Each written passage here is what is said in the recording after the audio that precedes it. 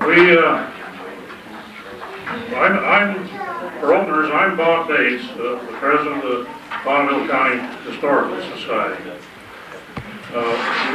We plan these pioneer honorings once a year, and we try to pick a notable family in the community and recognize them for all their achievements.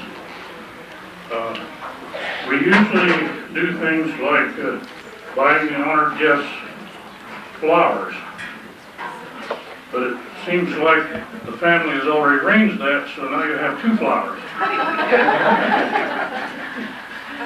I think we'll even sit here and just send them home with you, unless you want to wear one on each side.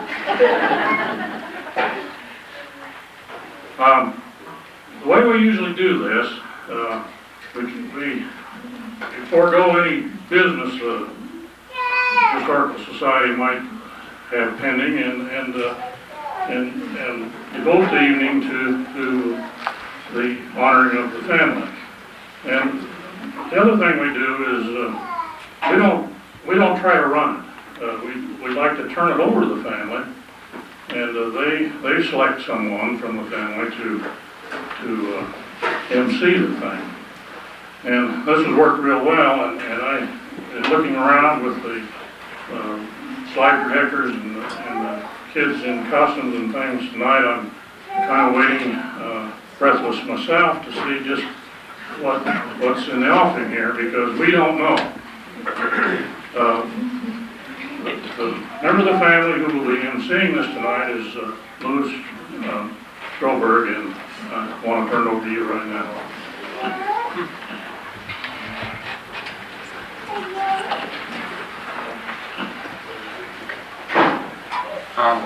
I would like to introduce Eva Crowther-Dapp, who is Dad's cousin, who was born in Idaho Falls a few years after Dad, and she is visiting from Ogden, Utah. Maybe Eva could...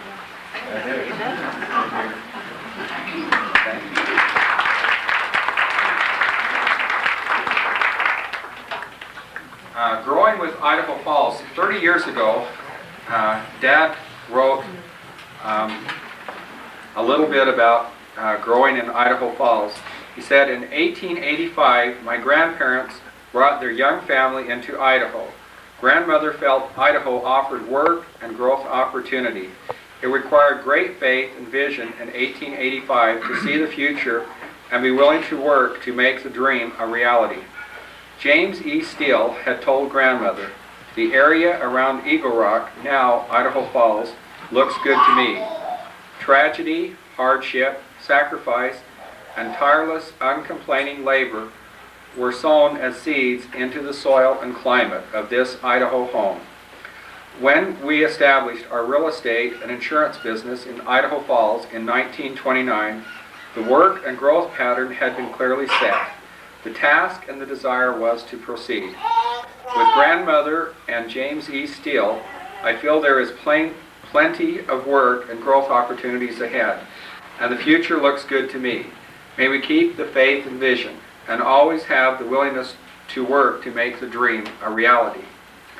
And from Mother's journal, she attended school at Brigham Young University from kindergarten through college. During high school and college, she worked as a secretary. She was chosen valedictorian for her graduating class of BYU 1929. She personified truth in her valedictory speech to say in conclusion, you will find your greatest responsibility of service in parenthood in the homes you build. You will find joy there and wherever you go if you teach and exemplify beauty. She met Delbert at BYU. After graduating, she taught at Ammon High School in Idaho for a year before they were married. Okay, the first question that I'm going to pose to my parents is, what was it like in Idaho Falls in 1930, the year you were married? Pass that back into there. Okay.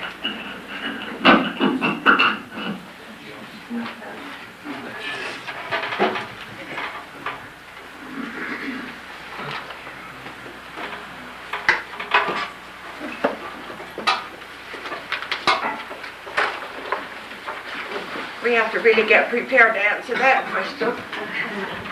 Here's yours, Grandpa. We've tried to work out something. I hope you can all hear okay.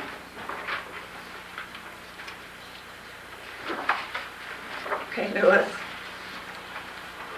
About a week ago, Grandpa came home from work and he said Judge Linda Cook had called Joe and said the Bonneville Historical Society wanted to have us in the museum. And I said, us? In the museum? Now? Well, what for? And Grandpa said,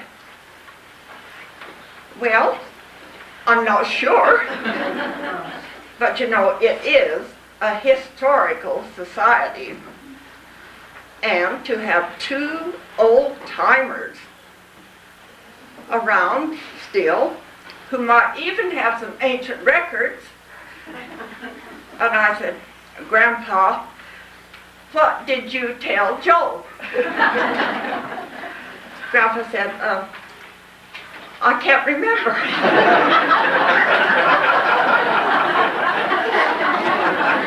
But he added, but Grandma, I did write a poem. Oh, good. Grandpa, would you please read that poem to me? And he did.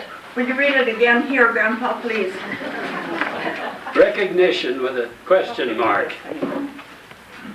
When Judge Cook called with her official voice, she asked Joe to inquire and make a choice of dates when the museum could have an event to honor his folks before all their time here was spent, and have them try to get their families together. And she said, the sooner the better, we can't wait forever. Joe asked me in quite a calm way, will you and Mom still be here a week from Tuesday?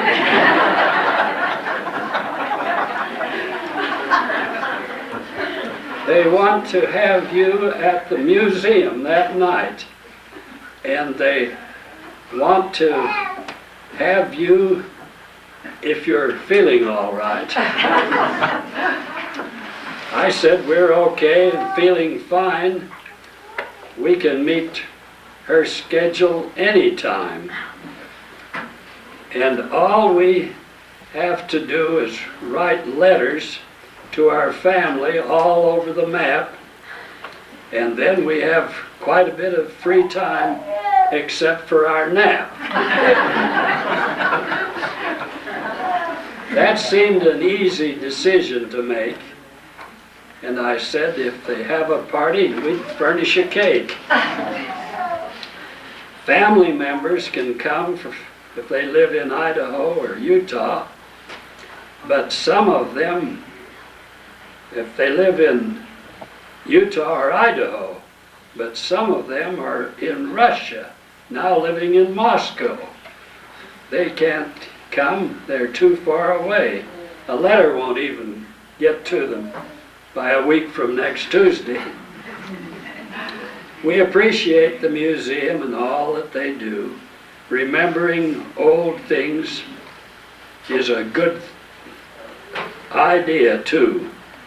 Knowing they are once younger as we are now, yet they still have value some way, somehow.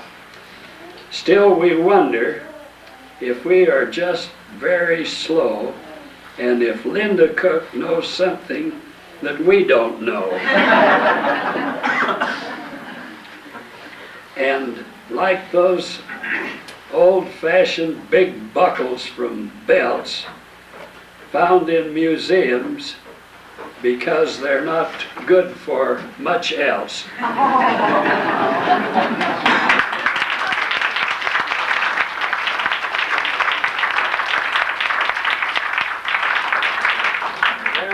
woman said that you wanted to hear about, I think Lou said, about the 1930s or 1930s. I like that poem, Grandpa. I think I'll put down our journals. you can have it. So we brought our 1930 journals along with us this evening.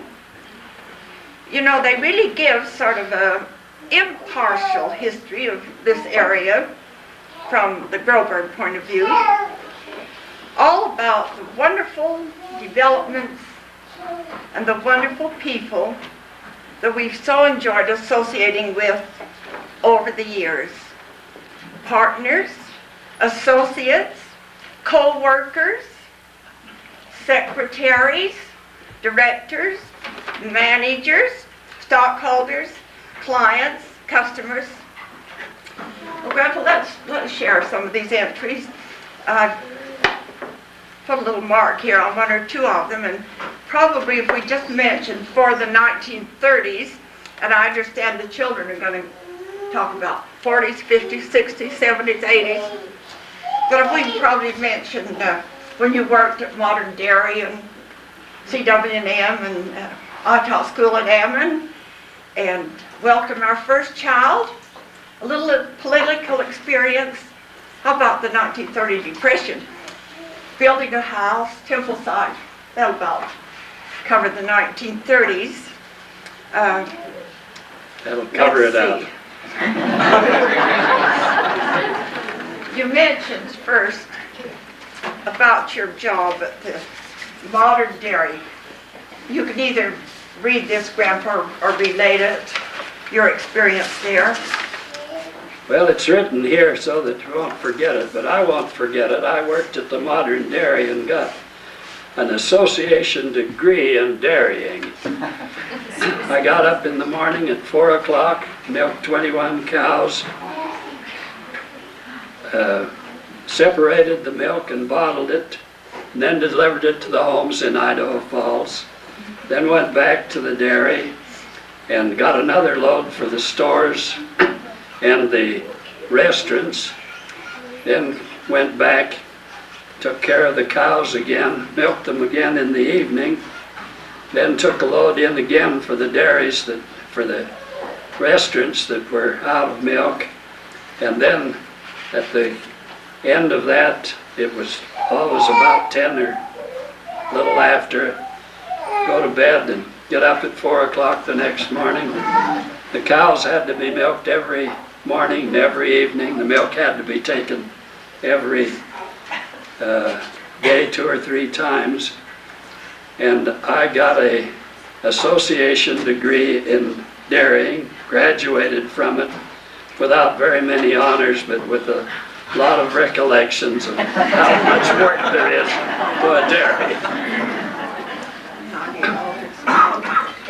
Then I got $90 a month, and I figured that was about 16 cents an hour, and that was good wages. I appreciated it. Then I had the experience of working at the CW&M. I had the message, and I think it was true, that no one could go into business here that hadn't worked at the CW&M.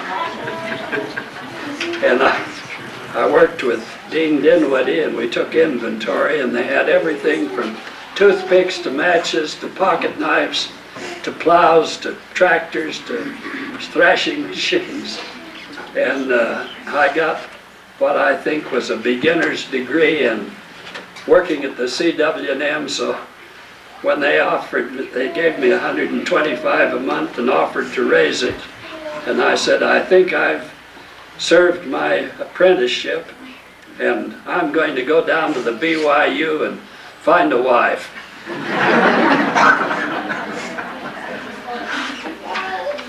And Mama, that's, and I met Jennie Holbrook the first day I was there.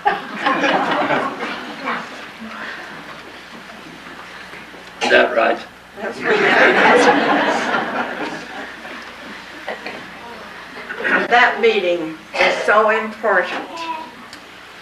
Idaho Falls became something I was very interested in. This special young man had been born here back in 1906. And then 3 years later, he had lost both parents. He moved to Utah for a while, but he always dreamed of coming back to Idaho Falls and building a home, building a family, friendship, and a community. But during the year, after I got my degree and heard that there was a vacancy in the Ammon High School, which is no longer there, I accepted it gladly and came to Ammon. You know, those bring back fond memories. This 17th Street that we actually have traffic jams on, especially around Christmas time. When I taught out at Ammon back in 29 and 30, just a dirt road. And oh my, the snow. Remember that winter? The snowdrifts would clear up to the crossbars of the telephone poles, and it was cold, and it was windy. But it was Idaho, and I loved Idaho. I loved the wind. I loved the snow. Speaking of the wind, a few years later, our Joe wrote a little couplet. I'd like to share it with you. It goes like this. Joe can correct me. I love my home state, Idaho. I love to feel the wind in my hair. It makes me feel securely there. Well, I loved it too. And I loved the people here. But I especially loved this certain young man. I'd like to read, Grandpa, just a word from our journal here about my year of teaching out at Ammon. January 25th is the date here. And I wrote, our operetta is work, work, work, but it's going to be a great performance. These are the dearest bunch of kids here at Ammon, dearer than any others in all the world, and this entire community. I can't believe it. They give full support to everything we do, and I really meant it with all my heart.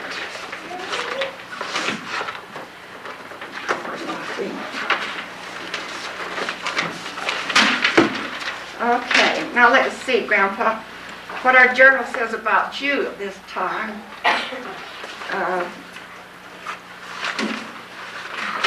First I ought to mention here, 1930 we were married in the Salt Lake Temple. We came to Idaho Falls and started our home.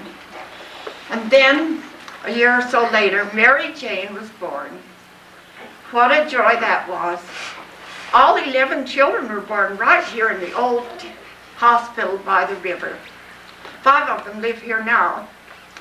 But other family members, as Grandpa has already mentioned, live in Russia, Korea, Sweden, Spain, Texas, Oregon, Washington, Colorado, Arizona, Utah, so on. I think I'd like to share a little bit about the birth of Mary Jane. This was a while ago.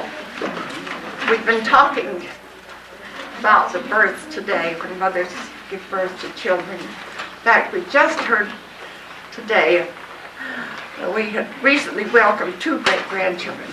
But anyway, here's what I recorded about Mary's birth. Dr. H. Ray Hatch was our doctor. He said all mothers of babies, new babies, should stay right flat on their backs for 2 weeks, not try to sit up. He insisted at the end of 2 weeks that I take an ambulance the 1.5 block from the hospital to my home. The day after Mary was born, the doctor was really upset because 25 of my Ammon High School students called to the hospital to see the new baby. But I wasn't upset. I survived all right. When Mary was just a few weeks old, I was out in front sunning my baby at the doctor's suggestion when a truant officer of Mrs. Kelsey, some of you may remember her, stopped.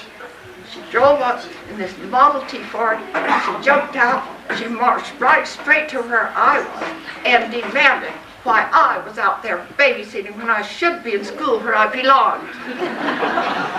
I had a little difficulty explaining to her that I had taught high school, I was married, and this was my baby.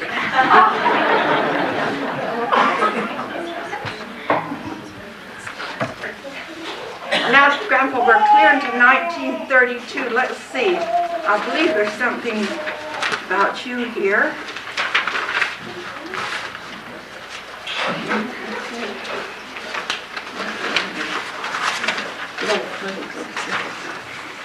This is some politics.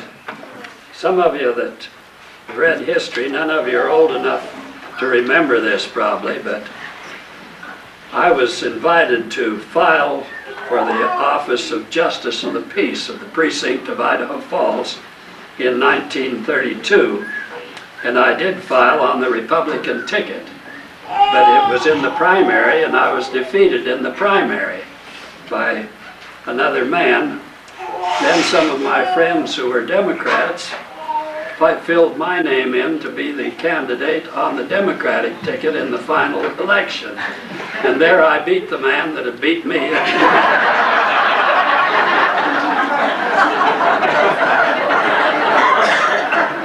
And I served for 6 years as Justice of the Peace. I sure had a lot of association with attorneys and with the people, and I thoroughly enjoyed the politics. It was this year, in 1932, that we welcomed Julia to our home. In 1934, we were expecting John. We needed a bigger home now, so right in the depths of the Depression, we built a home on 10th Street in Idaho Falls. 3 bedrooms, 2 bathrooms, fireplace, garage, big lot, and according to Adolph Johnson of the Planing Mills, we had more cabinets than any other house in town.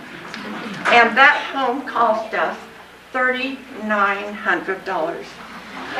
Let me just mention that we had Johnson draw us a plan, and he didn't draw any cabinets in it. And he says, "What about the cabinets?" He says, "You can have all you want."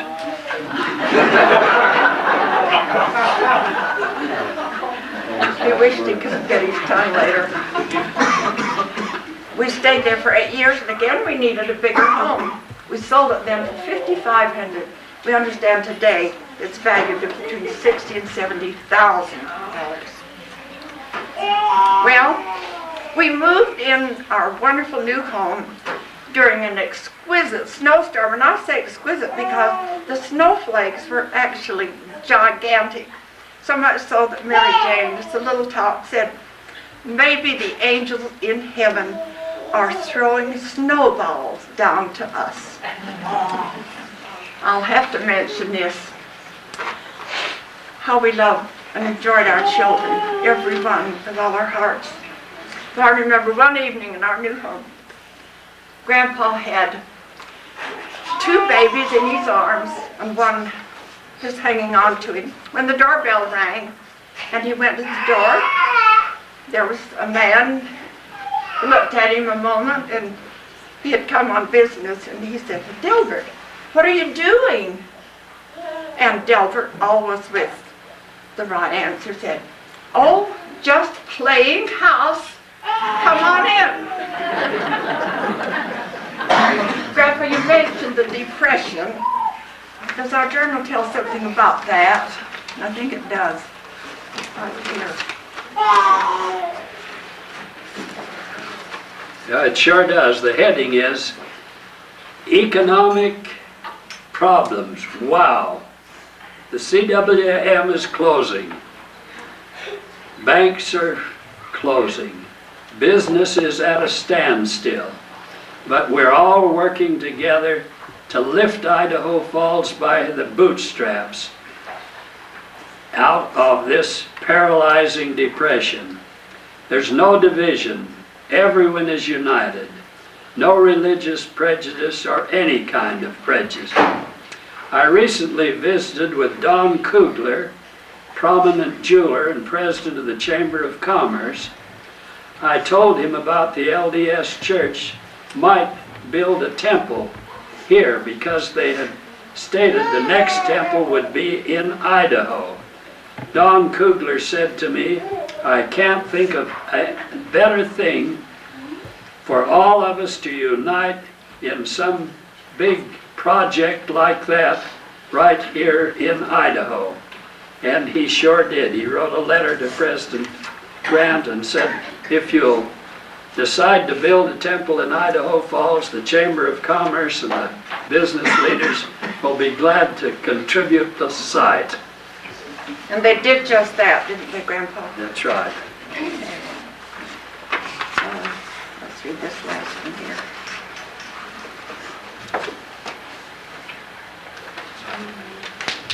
This one's under date of December 1939, the last year in the 30s. And this is an entry from the journal. And I guess I should say that if you're afraid of making yourself some extravagant problems, either don't write your journal or don't read it afterwards. This morning, I had the thrill that comes once in a lifetime. I attended the services for the breaking of the ground and the construction of the temple. I think, John, you'll remember being there and holding the hat of President McKay. The temple at Idaho Falls was going to be built, and during the past 3 years, I had been, as a realtor and assisted by John Homer and Ralph Albaugh and Don Kugler, arranging for the purchase of the temple site. When President Grant told of the decision to build the temple in Idaho Falls, I was called in and with Stanley Crowley and President Ball given the assignment to see that we got the lots. And I wrote, and this is what I mentioned, sometime I must write the history of this. You know, that is indeed interesting. It took 46 years before you wrote it. The Idaho Falls Temple. We're so glad it's written. But I had to because it's stated here.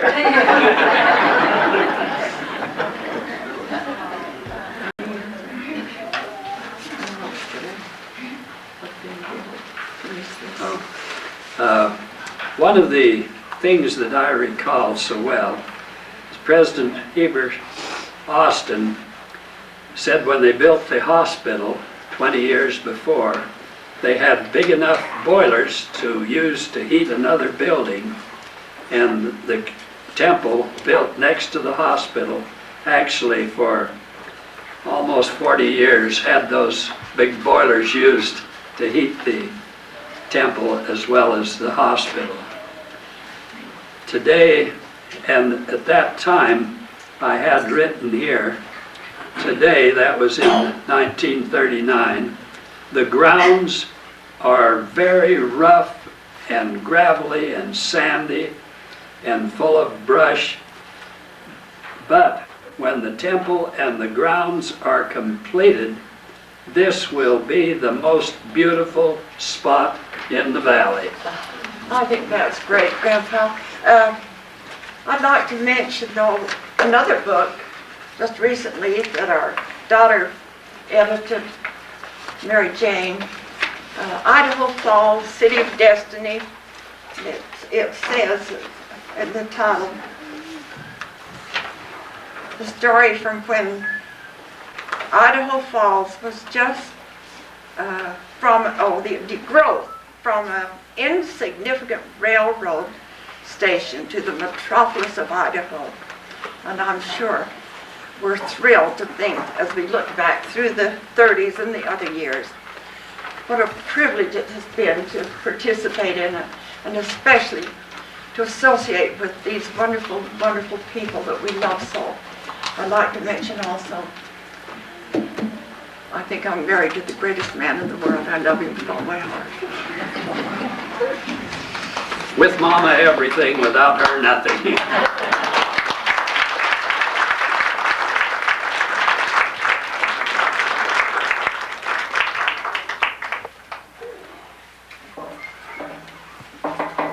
Mary Jane Fritzen, their eldest daughter, will now show some slides about her mother. She was born in the 30s, Mary was.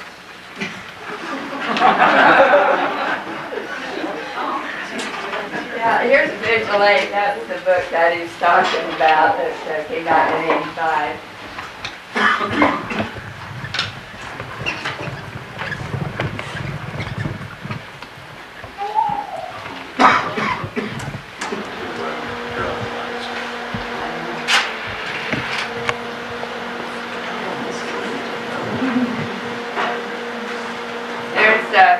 Mother with some of her family on their porch where they lived in Provo.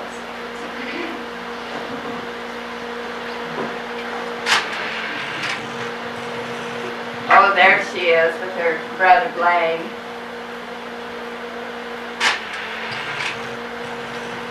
And when they had more in their family.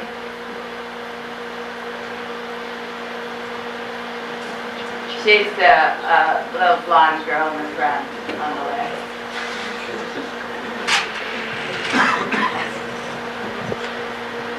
Here, I believe she's in the upper left, was their sisters were getting older, growing up, teenagers.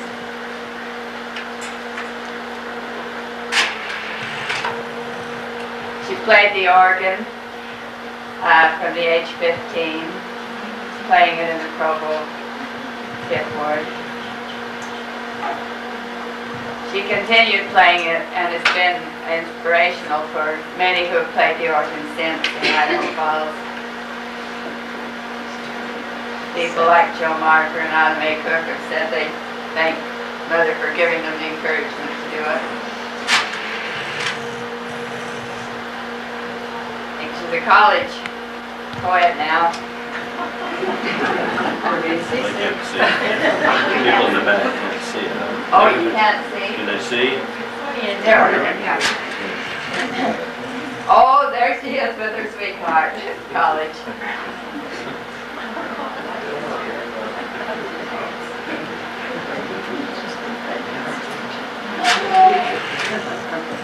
There she is with her grandpa, who was the president emeritus of the college, and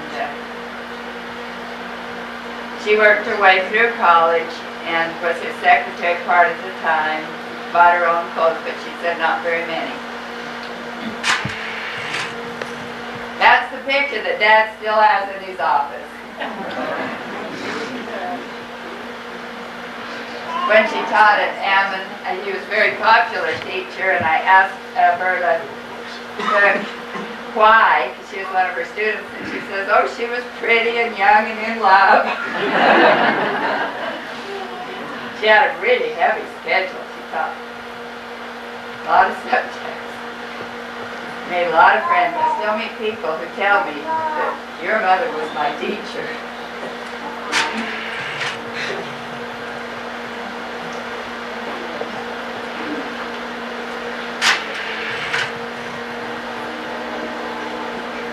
First two children, Mary and Judy.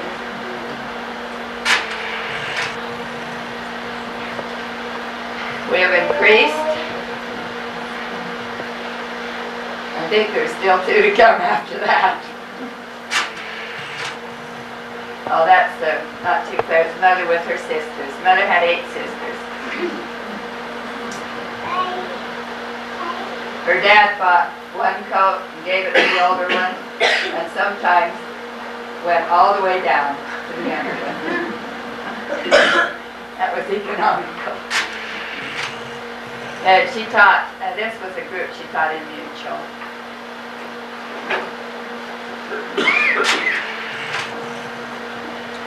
Since all of her kids graduated from BYU, as she did, why BYU gave her and Dad an award for service to the university for various reasons. She also had 6 Eagle Scouts.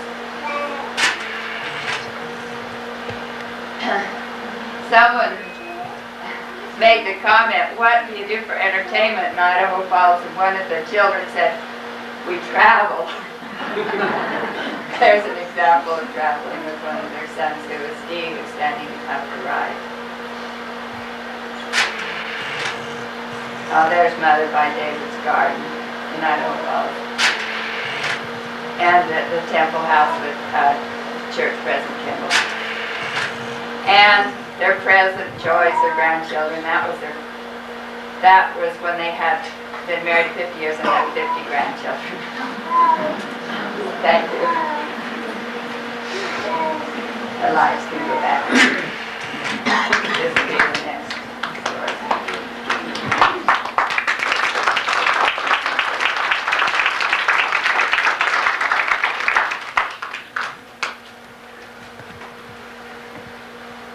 In the 1940s, Dad was deeply involved in leadership positions in business, civic, and church affairs. His eldest son, John H. Groberg, who was growing up at this time, will tell of his father's leadership in the 1940s.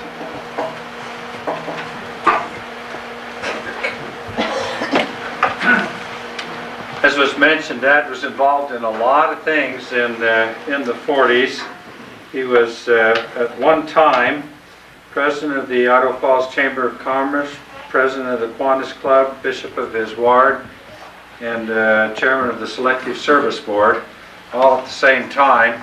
I remember as a young boy, I was about 6 when World War II started, and I guess when it finished I would have been about 10 or 11, and of going anywhere in town, it seemed like, and having a real good feeling, because all I needed to say was, my dad's Delbert Groberg, and everyone seemed to know that was good enough for them. I could get about anything I wanted, it seemed like. But I appreciated the great leadership that he had. Some of the events that happened during the 40s, Dee and Joel and Beth and Lou were all born.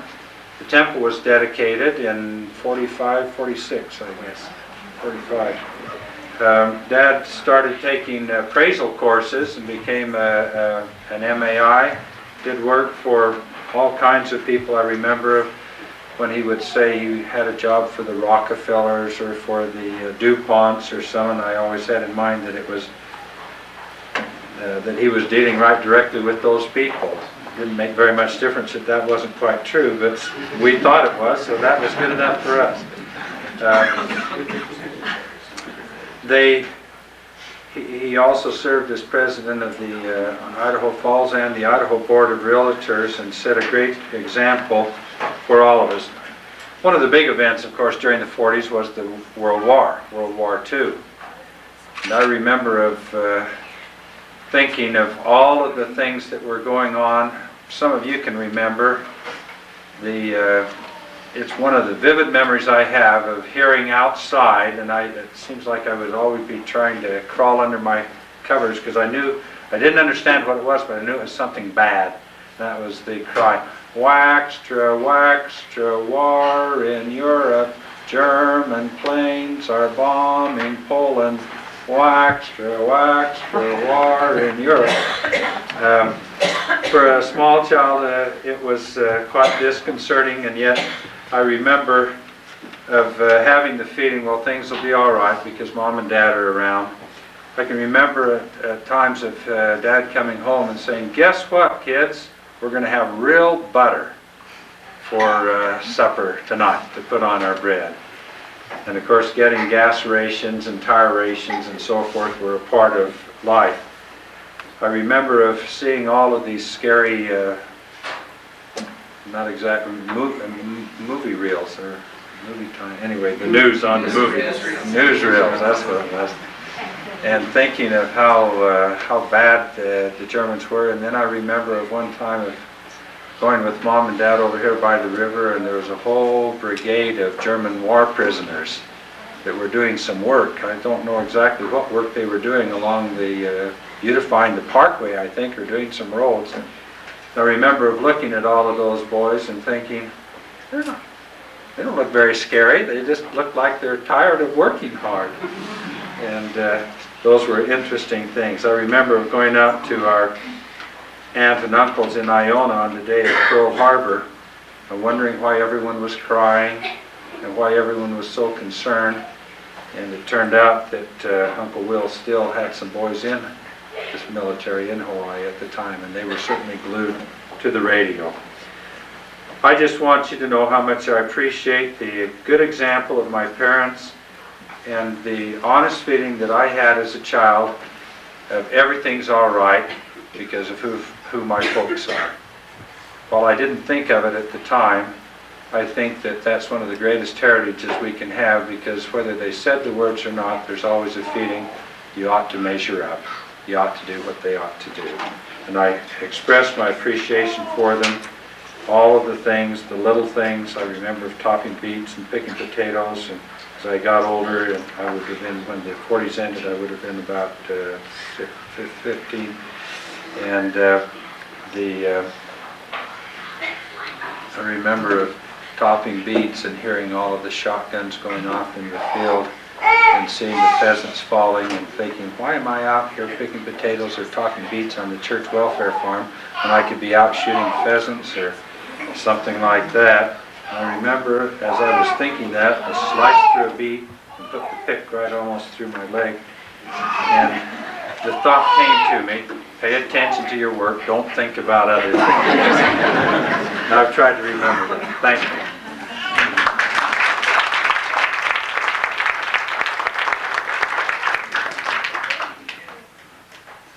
A major project of the 1950s was the creation of the Linden Park subdivision. Richard Groberg, who remembers this development and heads the D.V. Groberg Company, will now speak. I really don't remember it, Lou. 63 years ago, D.V. Groberg started a business. And one of the developments, and he's done many developments, and one of them was what we refer to as the Linden Park development. I'd like to just take a minute on this. First, the Linden Park development starts on the south on 9th Street and went over to approximately close to 1st Street, and then going east nearly to St. Clair Road, and then back to 9th Street.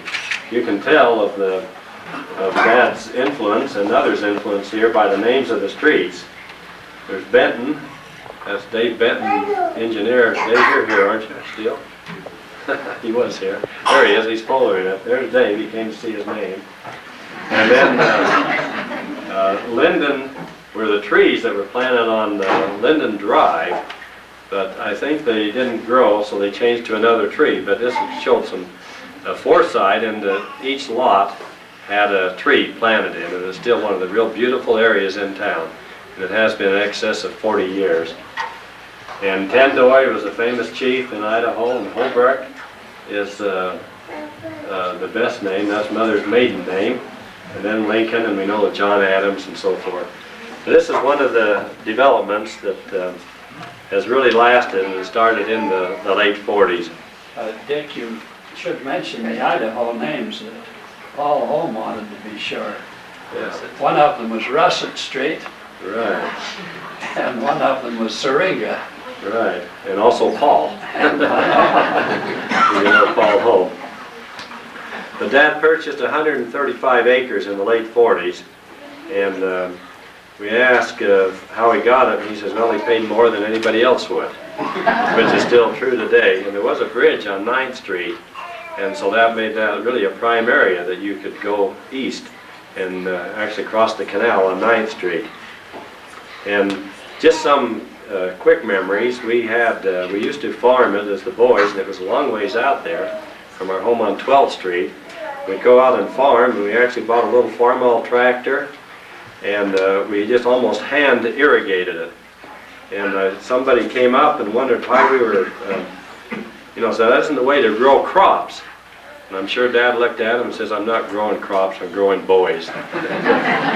Anyway, we all, at the end of the summer, the one summer that we did it completely by ourselves, which we practically destroyed the whole farm. There wasn't enough left over where we received $50 apiece.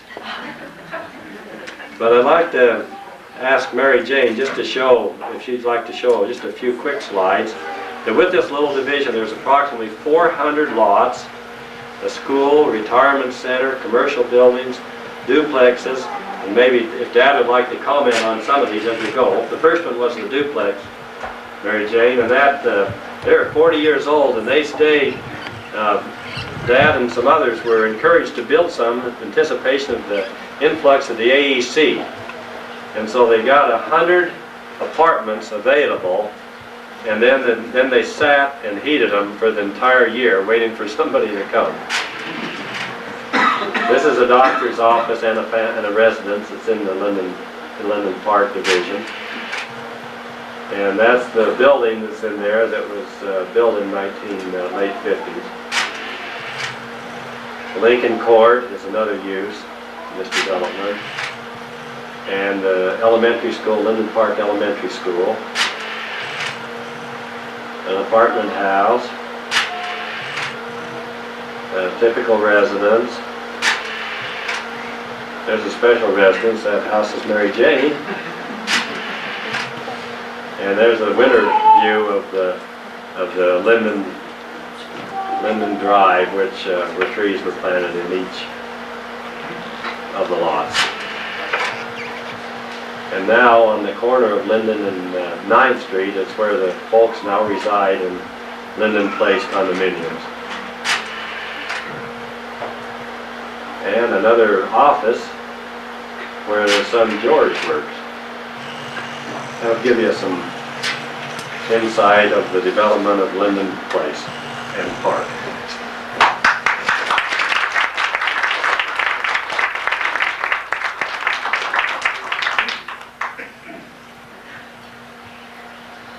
The seventh son and last born child of Delbert and Jennie Groberg was George H. Groberg, who was born and grew up after the INEL came to town. He represents not only the growth of the family, but also the growth of the community in the 1960s. After going through medical school to become a pediatrician, he moved back to Idaho Falls to practice medicine and to raise his family. We'll have George talk about the 60s.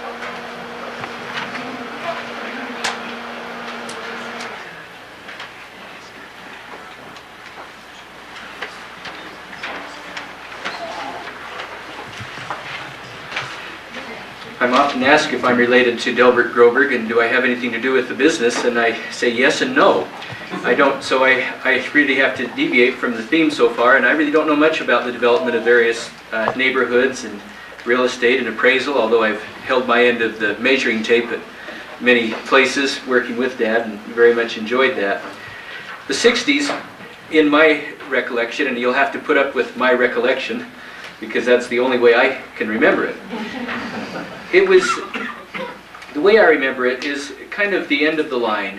There were 11 children that had been raised through that home, but yet I only remember being raised with about 5 of those children. It was at the beginning of the 60s, there were 5 at home, and by the end of the 60s, there was just 1 at home, myself. They'd run out of names by then, so of course they named me George. Yet there was more family than ever. There was family in Provo, Utah, there was family in Indiana, and all over the country, in California, and various places around the world as boys and Mary served missions. Dad worked every day and every night. He did either church work or some other meeting. Mother, by this time, having raised 11 children, was finally asked to be primary president of the 3rd Ward, now that the youngest child was a scout. I remember her worrying and thinking about her children just as much as adults as she had as children, writing letters every week to everywhere, mission, school, etc., and trying to keep up with every one of them just as much as if they were right there under her roof. She took up skiing for about 2 trips up the bunny hill at Kelly's Canyon. And after that, she took us skiing many times, and we very much appreciated it, but we couldn't figure out what she did all day while we were skiing. But we soon learned that she'd take her church lessons with her and work on them all day Saturday while we were skiing, and that was probably the one place she could be and be undisturbed. the smoldering idea of buying a new home finally was kindled again, and we just did it. They looked around at many homes and tried to design a home, and finally bought one that we used the excuse that we don't have as many children at home anymore, so we need a smaller home. In fact, the home was every bit as big, if not bigger, than the one that they'd had, but that was a big event in 1965. I remember very much bringing the potential spouses to our home and being put under solemn covenant that we would be our best behavior when these women and men would visit our home. I would have been surprised if any of the spouses would have joined our family had they known that that was our best behavior. But I remember everyone. I remember the first one I remember actually was, I shouldn't say I remember everyone because I don't remember the first couple, but I remember seeing Barbara, Dick's wife, and thinking, what a beautiful lady, how nice, how kind, what a perfect person. And who's this guy? Dick? Uncle Dick? I knew that he was some relative, but I didn't recall him. But I thought that of every one of the spouses as they came. Finally, as if 11 children were not enough, we had 2 extra children that joined us when I was in high school. We had one Native American boy named Tom that joined us for a few months. And then we had the opportunity of having John Enoch, John's son, stay with us for about a year while they were serving in Tonga. I remember Mother and Father watching me play in various sports in high school, and when we'd win, they were so proud of us, and when we'd lose, they say, well, you played as hard or harder than anybody did. I remember at least 4 weddings during that time and all the preparations and anxiety that went into that. Various trips, Mother and Dad, to Europe, South America, and the world. And I remember Beth running the home for a few weeks when I was about in 3rd grade, and Mother visiting the various expectant daughters-in-law and daughters. I can remember being a somewhat independent teenager and asking Mother one day when I was in a very social conscious stage and saying, why on earth did you have so many children? 11 children. Can you imagine that in this day and age? And she said, looked at me straight in the eye and said, you know, you're right. I should have stopped at 10.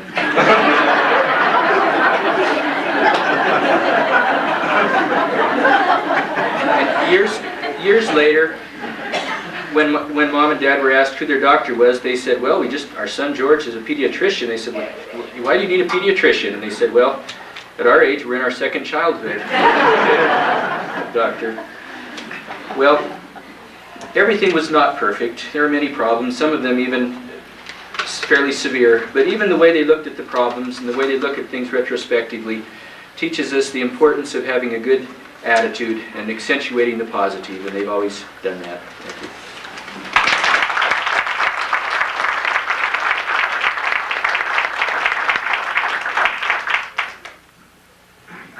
The grandchildren and friends, under the direction of Bonnie, George's wife, will present a short musical number.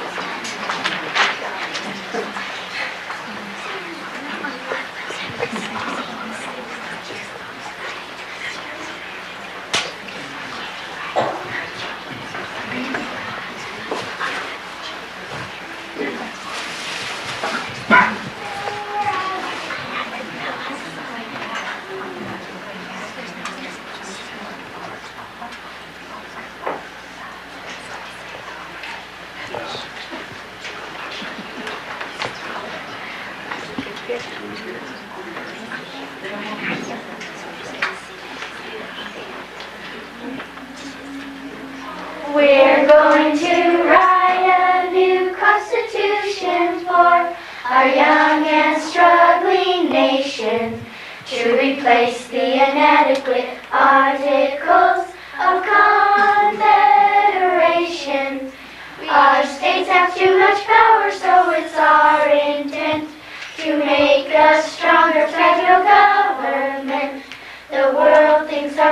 country is not too strong. We must prove to them that they are wrong.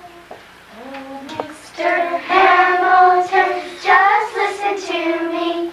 Your plan reminds me of royalty.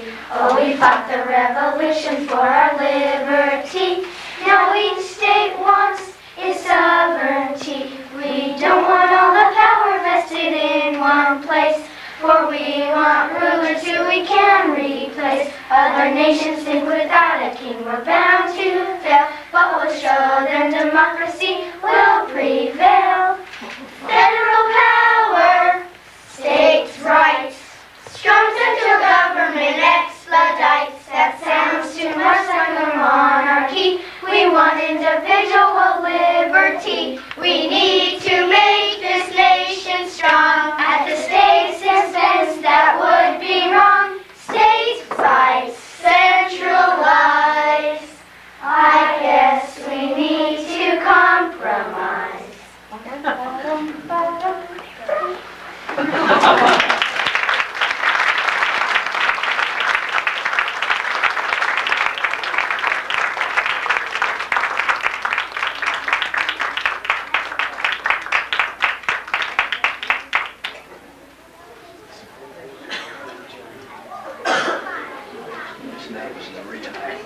That's the reenactment of the Constitution Convention.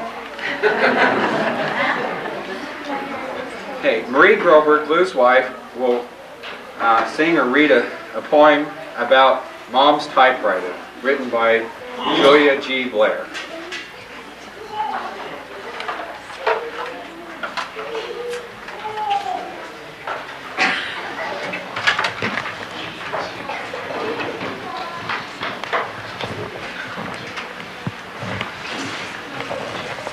In 1931, Mom and Dad Groberg purchased a typewriter that was about 2 years old, and it was a large black Royal typewriter. And at that time, Mom began typing letters to her parents and her brothers and sisters, and her aunts and uncles. And at that time, I'm sure little did they realize that this typewriter would eventually become the inspiration for music and poetry. And when their own children left on missions for the LDS Church, then the typing of letters played a most important part in making the children feel encouraged in the things that they were doing, and also the children that were away at college feel part of the family and feel the encouragement of the family. And today the typewriter is still going. It's the same typewriter. They tried to replace it with an electric typewriter, and Grandma didn't want that, and a computer would be unheard of, and so the sounds of that 60-year-old plus probably 2 more years typewriter, the sounds of that still echo through the home.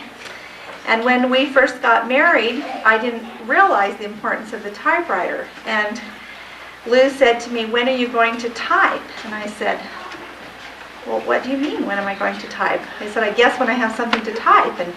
And then about a week later he said, "Why aren't you typing?" And I said, "Well, because I don't have anything to type." And so this little conversation went on every once in a while, and finally I said to my mother, "I can't figure it out. He is always asking me why I'm not typing." But now I realize that, this was just a sound he thought should be around. But these letters still keep us informed of births, marriages, deaths, accomplishments, and traveling, and all the things that's going on in the family. And I figured this out, that if Grandma had written 1 letter a week, and I'm sure she does more than that, 1 letter a week for 60 years, it would equal 3,180 letters. And that is a minimum. We talked about bringing bushel baskets and showing you all these letters, but we didn't want to ruin all of our files. Julia Groberg Blair, she's presently living in Russia, wrote a poem entitled Mom's Typewriter. And this is what she said.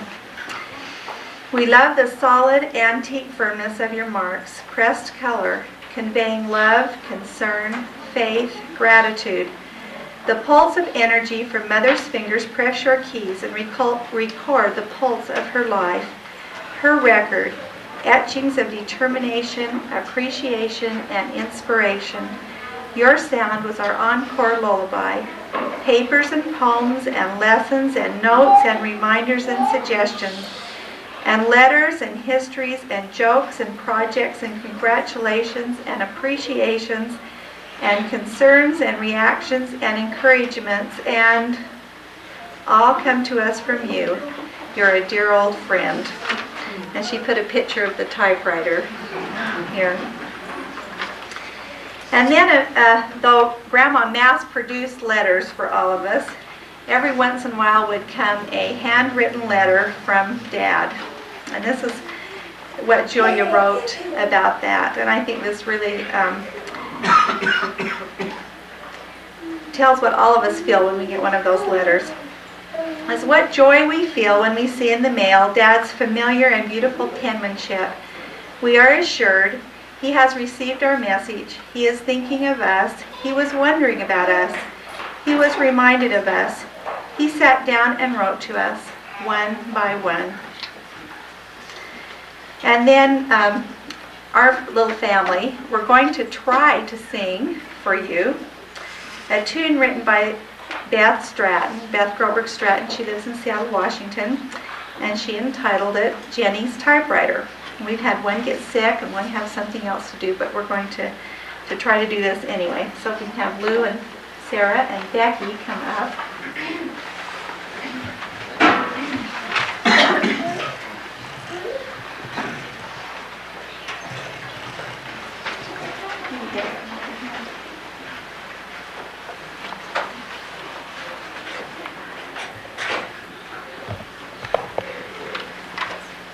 Oh, Rachel made it.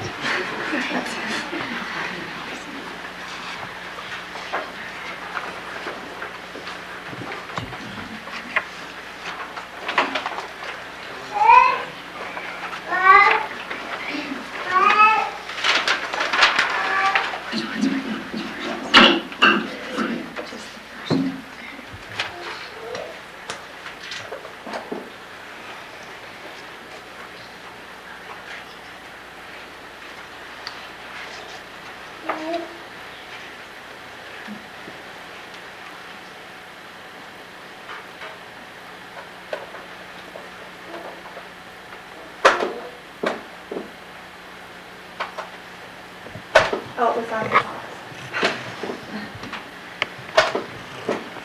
Maybe, but they're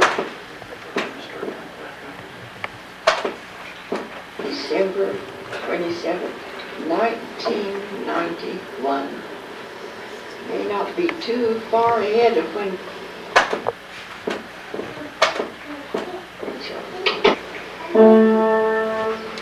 I'm an old typewriter, but a happy one. Lots of work to do, the letters must be done. So I've not been traded for an apple too.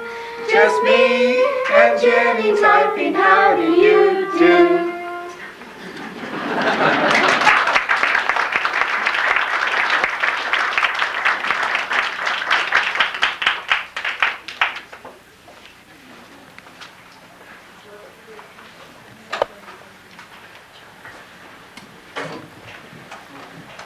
Joseph Groberg, after practicing law in Denver, returned to Idaho Falls in 1976.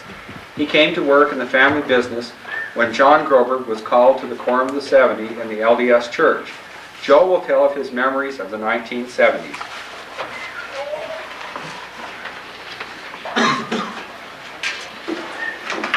Actually, I didn't realize I maybe had a way out of this when Mary Jane said, "Would you like to speak on the 70s?" And I thought, well, we'll have one here, we'll have him speak.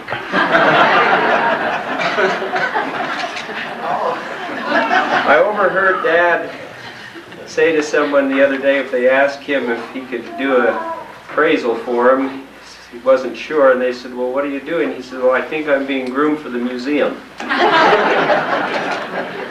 Every year in the 70s was a bigger year than the one before. 1970, January 1st, 1974, Mom wrote in her journal, "What a big 1973." January 1st, 1974, she wrote, "Dad mentioned we must have traveled 500,000 miles last year." Yet, they were like the families who didn't know all the adventures that lay just ahead. In 1975, Dad was appointed as a member of the Bicentennial Committee for the Church of Jesus Christ of Latter-day Saints. The committee members were George Romney, J. Clifford Wallace, Gunn McKay, Robert Bachman, Dallin Oaks, David Kennedy, and Delbert Groberg. He headed up the bicentennial celebration for the bicentennial of the Declaration of Independence and made Idaho Falls the premier community in the nation in celebrating both that and later the bicentennial of the Constitution. But still, he didn't know all that lay just around the corner. September 1975, a letter arrived at Groberg home saying, "Dear Brother Groberg, it is likely that you'll be coming to Salt Lake City in the near future. If so, will you please call on me when you arrive? I shall appreciate hearing from you. With kindest wishes, faithfully yours, Spencer W. Kimball, President." Dad was at a bank meeting and Mom called and said this letter had arrived, so he called. "President Kimball," he said, "this is Delbert Groberg. I got your letter and couldn't think of anything more important than finding out when I could see you. I could come tomorrow." President Kimball: "Let me see. Maybe we could just visit on the phone. Are you on a private line?" "Yes." "You'll be coming down to conference?" "Yes, but that's quite a while." "Brother Groberg, we're going to make a change in the Idaho Falls Temple presidency and we'd like you to serve as president. How's your health?" "Just excellent." And so on. That was a great event in our family. We remember that after the Mom and Dad were set apart as the president and matron of the temple on October 25th, 1975, they returned to the home with President, well, I'm not really sure. President Tanner was, maybe this was another time, President Tanner, anyway, he was there. And President Kimball saw Mom go into the kitchen and said, "I sure hope Sister Groberg isn't fixing anything to eat." And President Tanner, his first counselor, said, "Well, I sure hope he is, or she is." And President Kimball turned to Dad and said, "Isn't it nice to have such a faithful counselor who can correct us when we say such foolish things?" The 1970s were bigger than ever, and every year got more exciting. I would like to say, just with the other kids, that it's quite something to be around a man and a woman who never seem in a rush, who always have time for other people, and yet accomplish so much. Thank you. The 1980s were spent researching and editing the Idaho Falls Temple Book. It was published in 1985. Also, Dad was chairman of the Tricentennial Commission. Major events included the bicentennial of the Constitution in 1987 and the recently completed bicentennial of the Bill of Rights, held last month, December 15th, 1991, at the Bonneville County Courthouse. And now, they said if there's questions that we could put Mom and Dad back on the hot seat for a little while to ask them questions.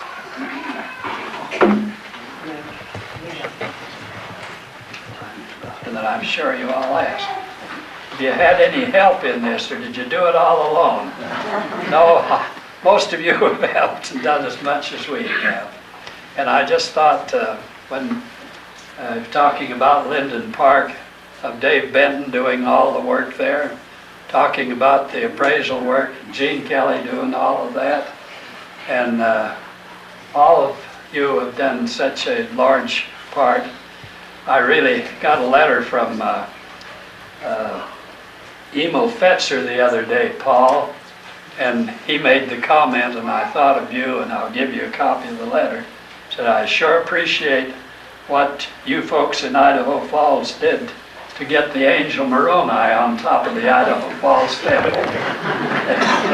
And all of you have contributed so much, and I thought as they were talking about this development of Idaho Falls in an impartial history from our point of view, it would be that from our point of view, all that we have done has been very little compared with all the rest of you have done.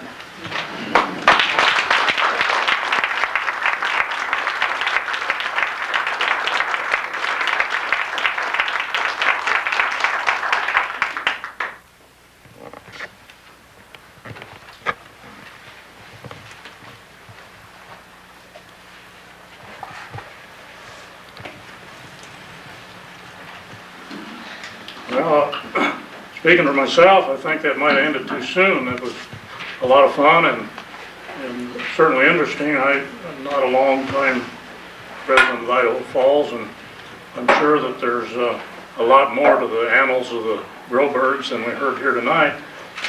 The family did a real good job, I thought, in putting on the program. We have one more little chore here. We customarily also give a plaque to the family, to the honorees, and this one says, Honored Pioneers from the Bonneville County Historical Society in tribute to Delbert V. and Jennie H. Groberg for their many contributions to the community, January 21st, 1992.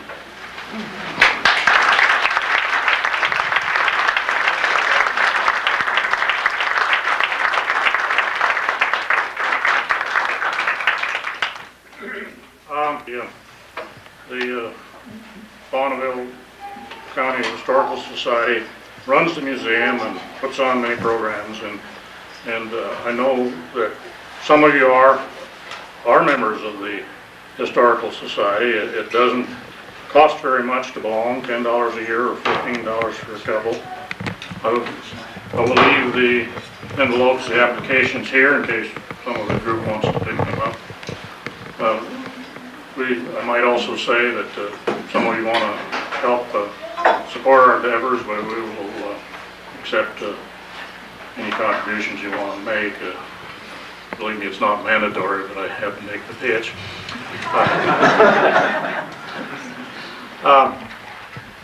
We're going to now have, if we're done, I might, Mary Jane has her hand up.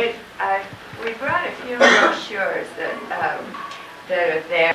You all got a job to do. Those of you sitting on folding chairs, pick them up and lean them on against the nearest wall. That'll allow us a little room to circulate in. So if you do that, and then maybe Mr. and Mrs. Groberg would go ahead and be first through the refreshment line out there. I'll be gone, because I've got something here. I'll bring it out and get it.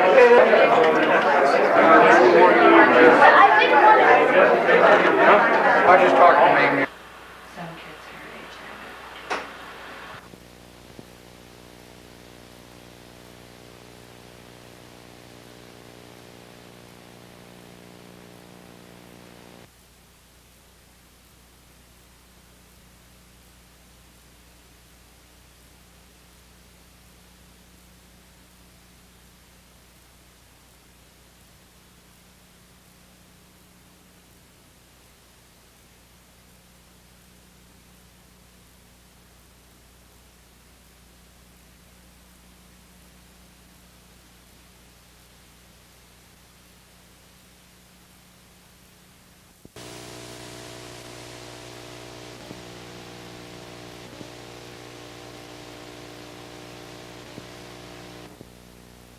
From the Groberg point of view, all about wonderful developments and the wonderful people that we've so enjoyed associating with over the years.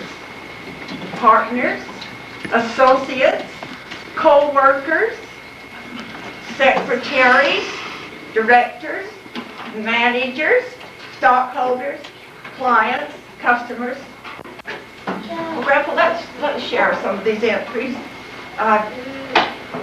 Put a little mark here on one or two of them, and probably if we just mentioned for the 1930s, and I understand the children are going to talk about 40s, 50s, 60s, 70s, 80s, but we probably mentioned when you worked at Modern Dairy and CW&M and I taught school at Ammon, and welcomed our first child, a little political experience. How about the 1930 Depression? Building a house, Temple site, that about covered the 1930s. Cover it up. You mentioned first about your job at the Modern Dairy. You can either read this, Grandpa, or relate it, your experience there. Well, it's written here so that you won't forget it, but I won't forget it. I worked at the Modern Dairy and got an association degree in dairying. I got up in the morning at 4 o'clock, milked 21 cows, separated the milk and bottled it, and then delivered it to the homes in Idaho Falls.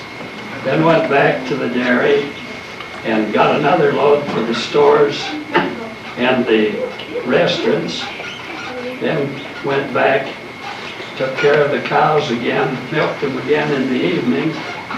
Then took a load in again for the dairies, for the restaurants that were out of milk. And then at the end of that, it was always about 10 or a little after, go to bed and get up at 4 o'clock the next morning. The cows had to be milked every morning and every evening. The milk had to be taken every day 2 or 3 times. And I got an association degree in dairying, graduated from it without very many honors, but that was good wages. I appreciate it. Then I had the experience of working at the CW&M. I had the message, and I think it was true, that no one could go into business here that hadn't worked at the CW&M. And I worked with Dean Dinwiddie and offered to raise it. And I said, I think I've served my apprenticeship, and I'm going to go down to the BYU and find a wife.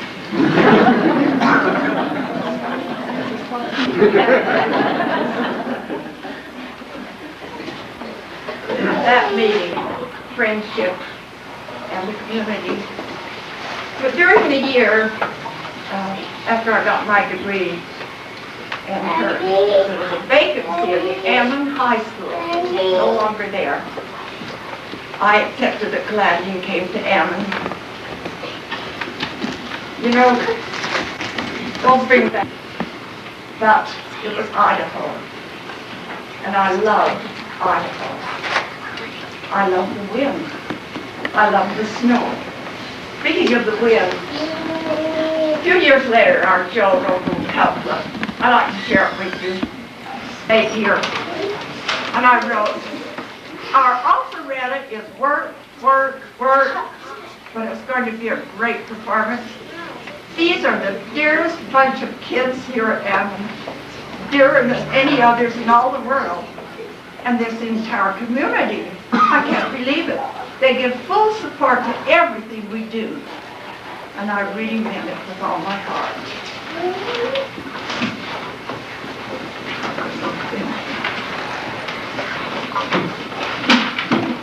Okay, now let's see, Grandpa, what our journal says about you at this time.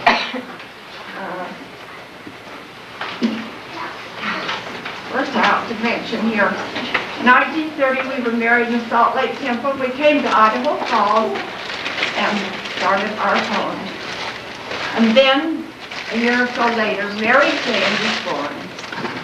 What a joy that was. All 11 children were born right here in the old hospital by the river. 5 of them live here now. But other family members, as Grandpa has already mentioned, live in Russia, Korea, Sweden, Spain, Texas, Oregon, Washington, Colorado, Arizona, Utah, so on. I think I'd like to share a little bit about birth of Mary Jane. This was a while ago. We've been talking about births today, when mothers give birth to children. Walked right straight to her eyes and demanded why I was out there babysitting when I should be in school where I belong.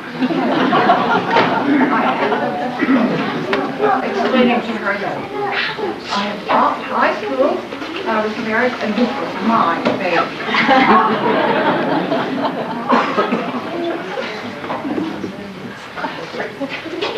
Now it's Grandpa was born in 1932. Let's see.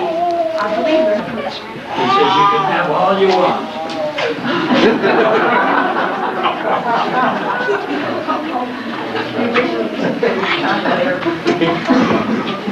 We stayed there for 8 years, but then we needed a bigger home. We sold it and are throwing snowballs down to us. I'll have to mention this. How we love and enjoy our children, everyone, with all our hearts. I remember one evening in our new home, Grandpa had 2 babies in his arms, and one was hanging on to him. When the doorbell rang, and he went to the door, there was a man, looked at him a moment, and he had come on business, and he said, "Delbert, what are you doing?" And Delbert, always with the right answer, said, "Oh, just playing house. Come on in." Grandpa, you mentioned the Depression. Does our journal tell something about that? I think it does.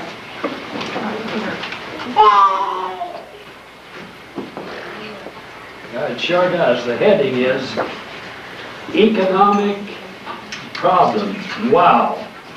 The CWM is closing. Banks are closing. Business is at a standstill. But we're all working together to lift Idaho Falls by the bootstraps out of this paralyzing depression. There's no division. Everyone is united. No religious prejudice or any kind of prejudice.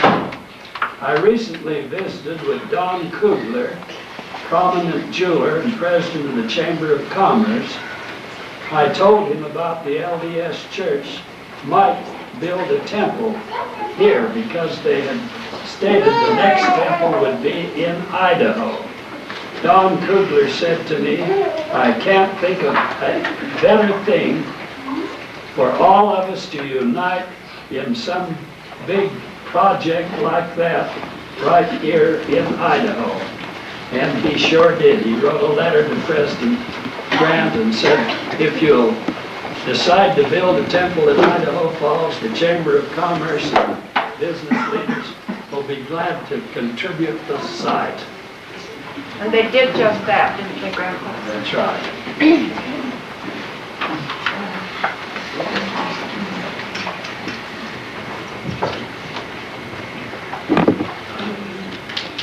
This was under date of December 1939, the last year of the 30s. And this is an entry from the journal. And I guess I should say that if you're afraid of making yourself some extravagant problems, either don't write your journal or don't read it afterwards. This morning, I had the thrill that comes once in a lifetime. I attended the services for the breaking of the ground and the construction of the temple. I think, John, you'll remember being there and holding the hat of President McKay. The temple at Idaho Falls was going to be built, and during the past 3 years, I had been as a realtor and assisted by John Homer and Ralph Albaugh and Don Kugler, arranging for the purchase of the temple site. When President Grant told of the decision to build the temple in Idaho Falls, I was called in, and with Stanley Crowley and President Ball, given the assignment to see that we got the lots. And I wrote, and this is what I mentioned, sometime I must write the history of this. You know, that is indeed interesting. It took 46 years before you wrote it. The Idaho Temple, with the plans written. But I had to because it's stated here.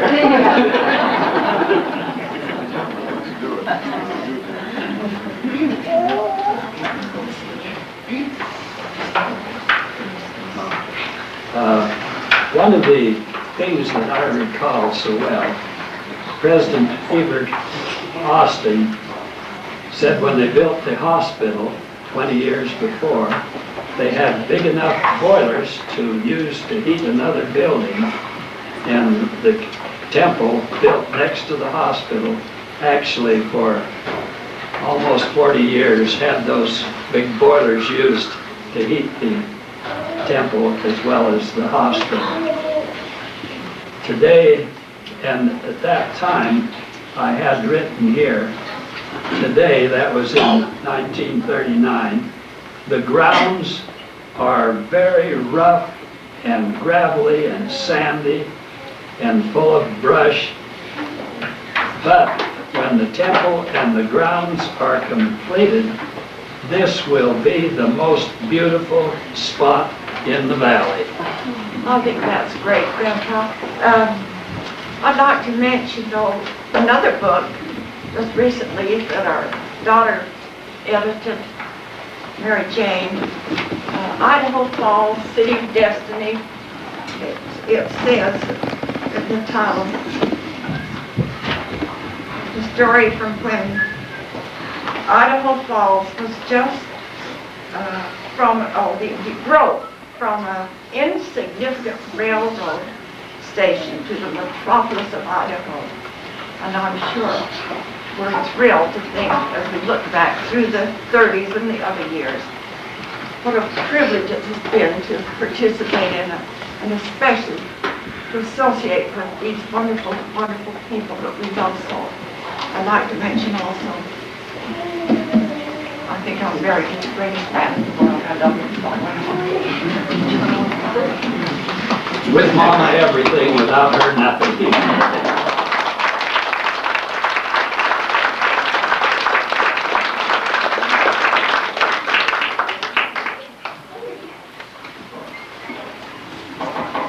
Mary Jane Fritzen, their eldest daughter, will now show some slides about her mother.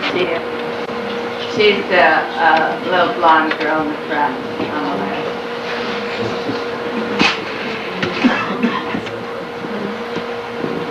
Here, I believe she's in the upper left with her sisters were getting older, growing up, teenagers.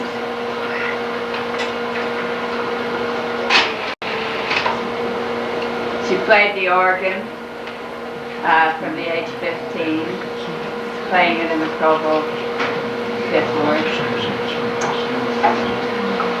She continued playing it, and it's been inspirational for many who have played the organ since in Idaho Falls. People like Joe Marker and Anna Mae Cook have said they thank Mother for giving them the encouragement to do it. She's a college co-ed now.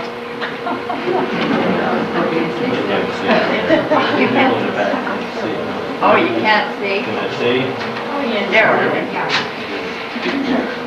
Oh, there she is with her sweetheart at college.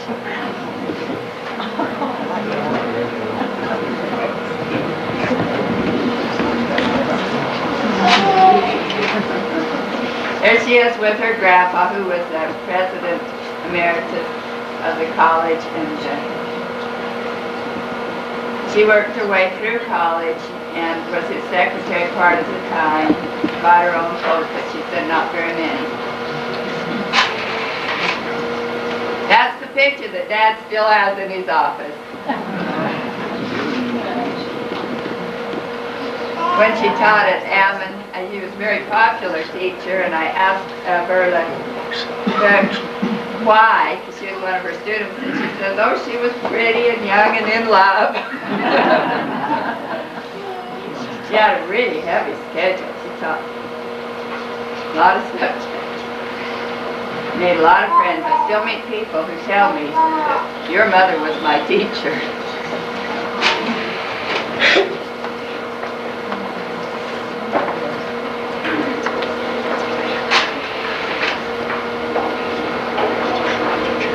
First two children, Mary and Ginger.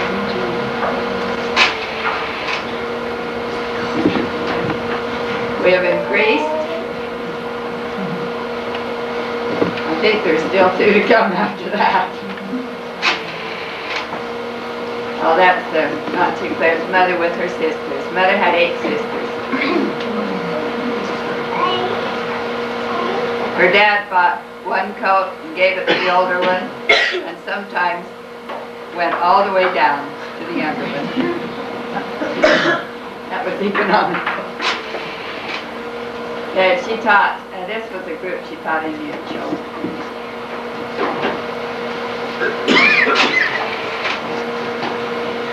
Since all of her kids graduated from BYU, she did, why BYU gave her and Dad an award for service to the university for various reasons. She also had 6 Eagle Scouts.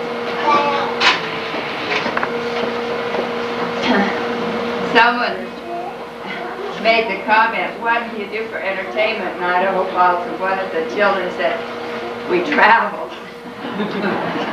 There's an example of traveling with one of their sons who is Steve, who's standing up to ride. Oh, there's Mother by David's Garden in Idaho Falls.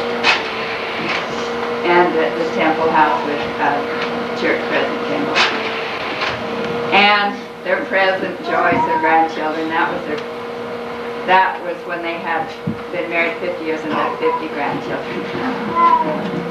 Thank you. The lights can go back. This will be the next story.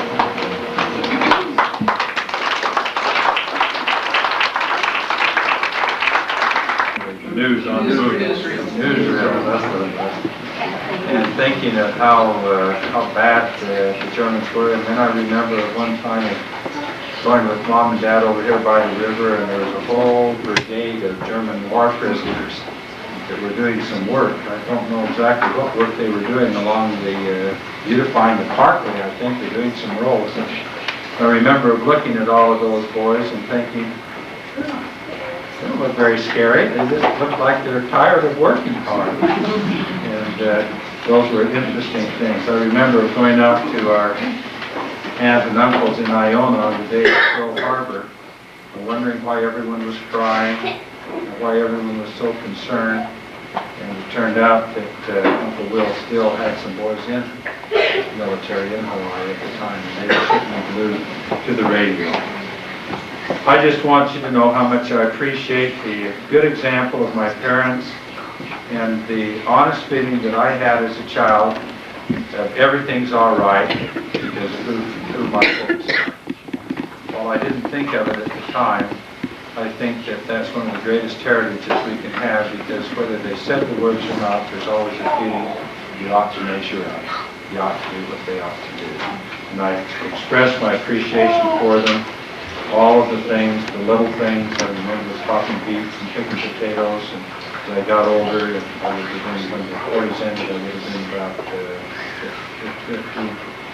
And I remember chopping beets and hearing all of the shotguns going off in the field in seeing the pheasants falling and thinking, why am I out here picking potatoes or talking beets on the church welfare fund? I could be out shooting pheasants or something like that. I remember as I was thinking that, I sliced through a bee and took the pick right almost through my leg. And the thought came to me, pay attention to your work, don't think about other things. I've tried to remember that. Thank you.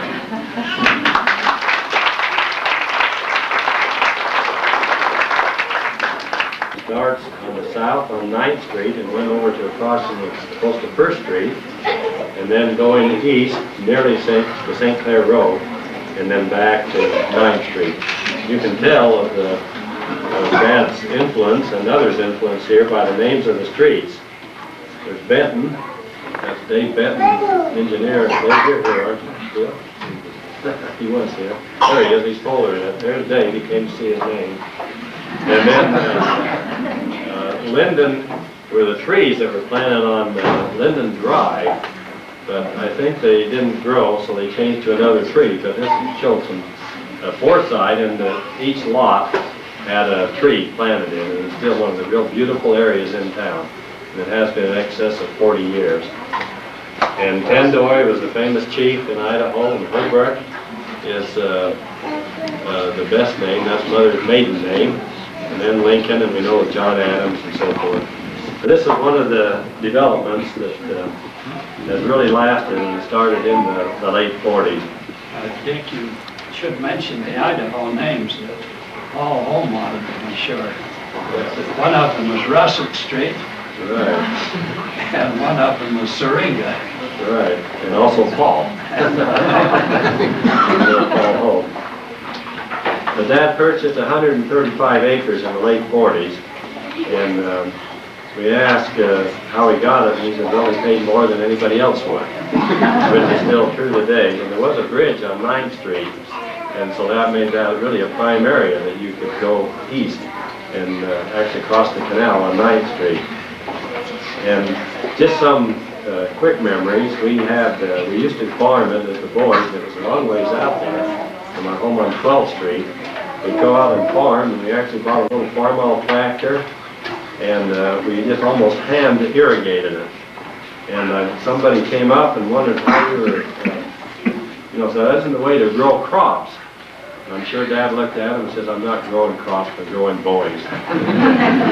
Anyway, at the end of the summer, the one summer that we did it completely by ourselves, we'd be packing and destroyed the whole farm.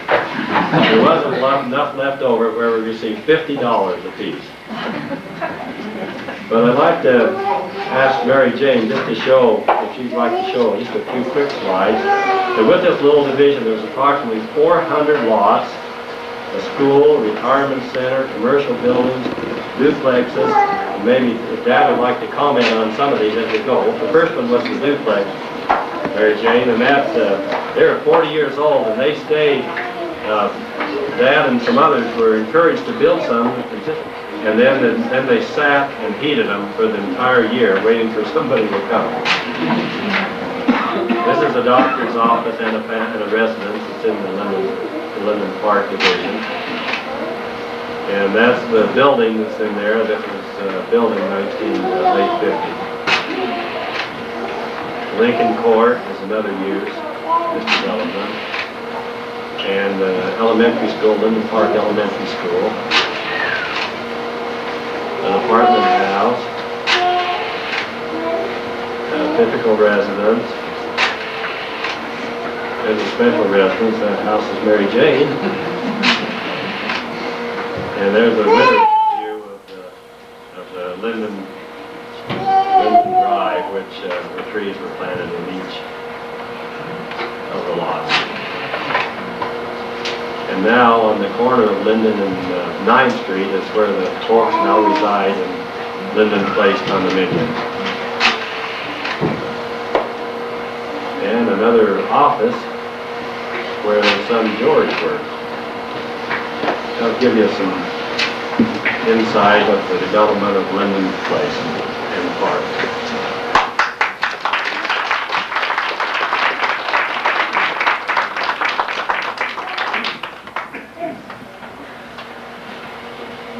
The seventh son and last born George H. Groberg, who was born and grew up after the INEL came to town. He represents not only the growth of the family, but also the growth of the community in the 1960s. After going through medical school, But yet, I only remember being raised with about 5 of those children. It was at the beginning of the 60s, there were 5 at home, and by the end of the 60s, there was just 1 at home, myself. They'd run out of names by then, so of course they named me George. Yet there was more family than ever. There was family in Provo, Utah, there was family in Indiana, and all over the country, in California, in various places around the world, as boys and Mary served mission. Dad worked every day and every night. He did either church work or some other meeting. Mother, by this time, having raised 11 children, was finally asked to be primary president for the 3rd ward, now that the youngest child was a scout. I remember her worrying and thinking about her children just as much as adults as she had as children, writing letters every week to everywhere, mission, school, etc., and trying to keep up with every one of them just as much as if they were right there under her roof. She took up skiing for about 2 trips up the bunny hill at Kelly's Canyon. And after that, she took us skiing many times, and we very much appreciated it, but we couldn't figure out what she did all day while we were skiing, but we soon learned that she'd take her church lessons with her and work on them all day Saturday while we were skiing, and that was probably the one place she could be and be undisturbed. The smoldering idea of buying a new home finally was kindled again, and we just did it. They looked around at many homes and tried to design their home, and finally bought one that we used the excuse that we don't have as many children at home anymore, so we need a smaller home. In fact, the home was every bit as big, if not bigger than the one that they'd had, but that was a big event in 1965. I remember very much bringing the potential spouses to our home and being put under solemn covenant that we would be our best behavior when these women and men would visit our home. I would have been surprised if any of the spouses would have joined our family had they known that that was our best behavior. But I remember everyone. I remember the first one I remember actually was, I shouldn't say I remember everyone because I don't remember the first couple, but I remember seeing Barbara, Dick's wife, and thinking, what a beautiful lady, how nice, how kind, what a perfect person.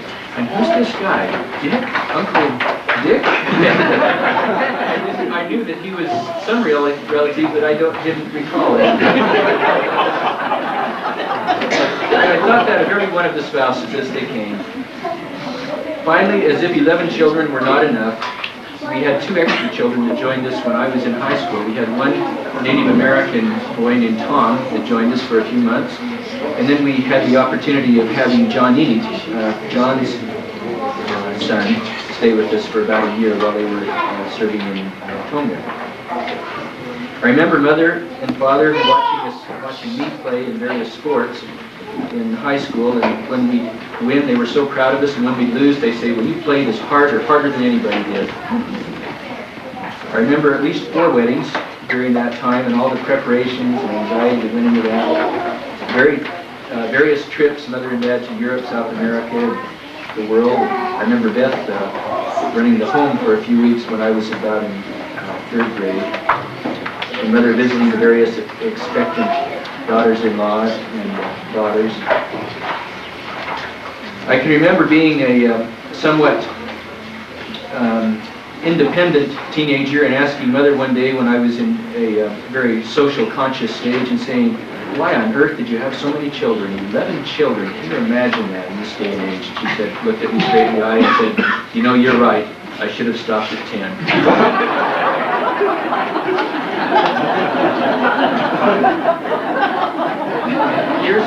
Years later, when Mom and Dad were asked who their doctor was, they said, well, our son George is a pediatrician. They said, why do you need a pediatrician? And they said, well, at our age, we're in our 2nd childhood. Doctor. Well, everything was not perfect. There were many problems, some of them even fairly severe. But even the way they looked at the problems and the way they look at things retrospectively teaches us the importance of having a good attitude and accentuating the positive, and they've always done that.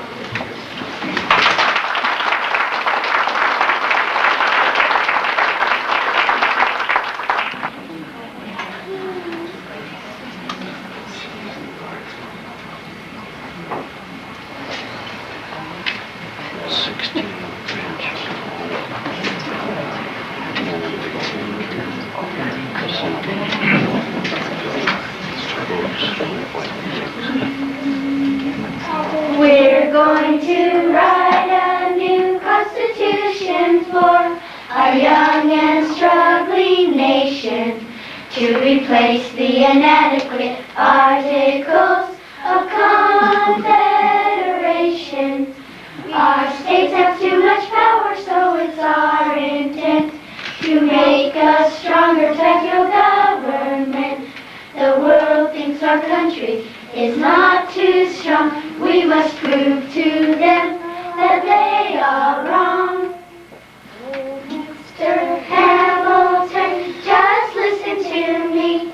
Your plan reminds me of royalty. Oh, we fought the revolution for our liberty. Now each state wants its sovereignty. We don't want all the power vested in one place, for we want rulers who we can replace. Other nations think without a king we're bound to fail, but we'll show that democracy will prevail. Federal power, states' rights, strong central government expedites. That sounds too much like a monarchy. We want individual liberty. We need to make this nation strong. At the state's expense, that would be wrong. States' rights, centralized. I guess we need to compromise.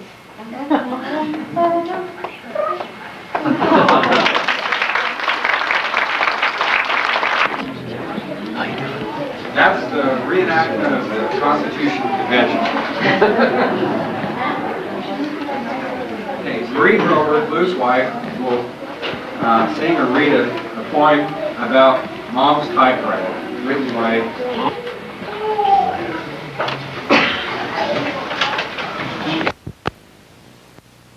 the home. And when we first got married, I didn't realize the importance of the typewriter. And Lou said to me, and I said, well, because I don't have anything to type. So this little conversation went on every once in a while, and finally I said to my mother, I can't figure it out. He's always asking me why I'm not typing. But now I realize that, you know, this was just a sound he thought should be around.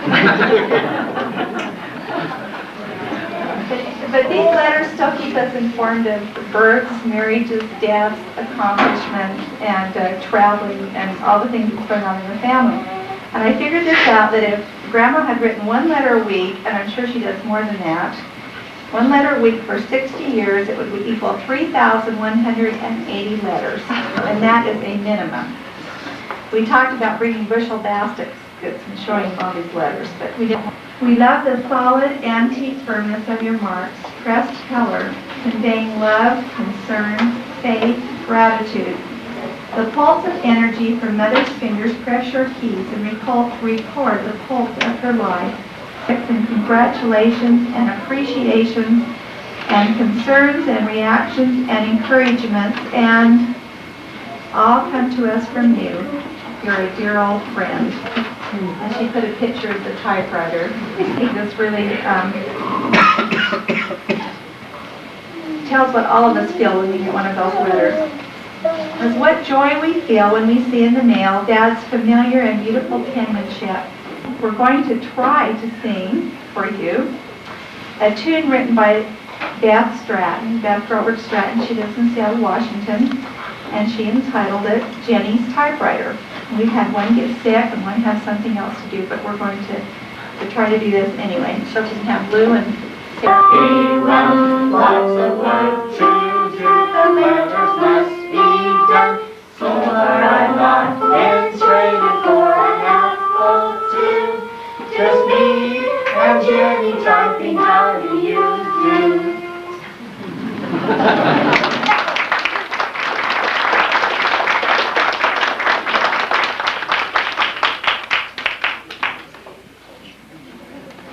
And all of you have done such a large part. I really got a letter from Emo Fetzer the other day, Paul, and he made the comment, and I thought of you, and I'll give you a copy of the letter. Said, I sure appreciate what you folks in Idaho Falls did to get the angel Moroni on top of the Idaho Falls Temple. And all of you have contributed so much, and I thought as we were talking about this development of Idaho Falls in an impartial history from our point of view, it would be that from our point of view, all that we have done has been very little compared with all the rest of you have done.